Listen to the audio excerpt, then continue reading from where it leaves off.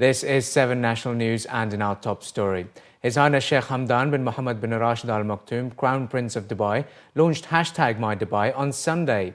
It's a year-long project that will make digital history with residents and visitors, creating the world's first autobiography of a city. Dubai's Crown Prince said the project would tell the real and human stories of the city through the public's contributions. Dubai residents and visitors are encouraged to share their photos and videos using the #MyDubai on Twitter, Instagram and Facebook. Earlier, the Dubai Crown Prince made the first contribution to the project with a short video of himself participating in extreme sports. He said, "Our achievements are driven by a positive energy and spirit that is felt by everyone who lives in our emirate, inspiring creativity and harmony and uniting more than 200 nationalities." He further added that a city's story is created by its people, and as we look towards a prosperous future, it's time to join together and show the world how 2.1 million people can create one remarkable story. Together, we will create the world's first autobiography of a city. A special team will work on the project, curating contributions for use at conferences, in books and in films. There will also be a number of activities and events related to the project that will be launched throughout the year.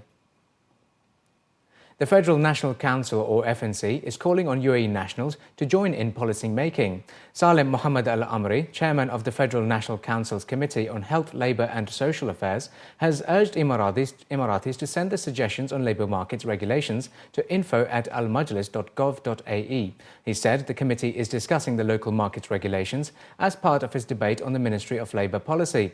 Al Amri was quoted as saying that given the challenges facing the local labour market, the committee has decided to solicit public and expert feedback to incorporate them and other recommendations on its report on the labour policy.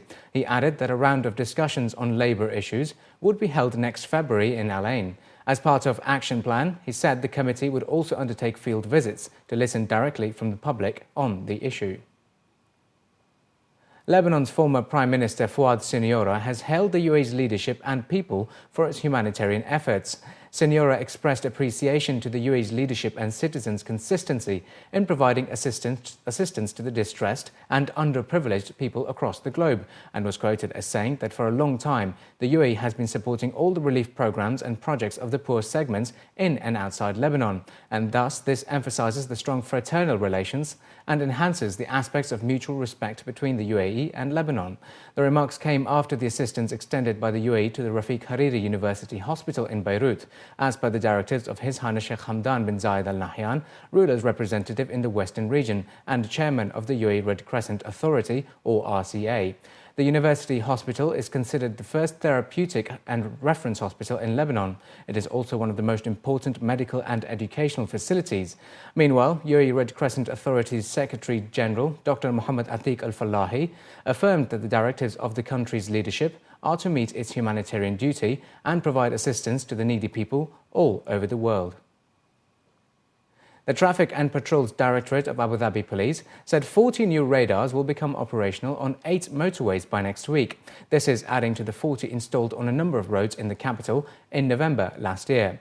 Authorities said the increase in the number of radars is part of a comprehensive plan to improve traffic safety, which is based on 5 main elements. These include architecture, awareness, control, assessment and quick response programs, which are used to set speed limits on all roads in the capital. The 40 new radars are in addition to the 10 cameras that were fitted into traffic lights in the capital last week, bringing the number of equipped junctions to 36.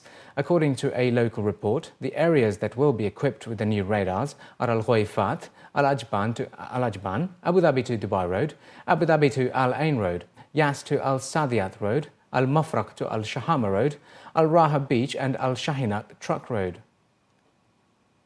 Sharjah Municipality has launched an inspection campaign aimed at beautifying the city and has warned landlords that violations will be met with fines and legal action. Landlords in Sharjah who fail to properly maintain their residential properties are now under the civic body's scrutiny following the launch of the inspection campaign. Those who will refuse to comply with the municipality's warnings and notices will face legal action and even fines. According to the authority, they've already notified 260 landlords to provide internal and external maintenance to their buildings. The landlords will bear all the costs of the maintenance, as well as other municipal fees and fines. The municipal decision is aimed at maintaining the beauty and image of Sharjah city. And the Sharjah Commerce and Tourism Development Authority, the SCTDA, has launched the first interactive map of Sharjah on the web and as an application on smartphones. According to the authority, this offers residents and visitors a smart, convenient and interactive way to visit, know and understand the Emirate like never before.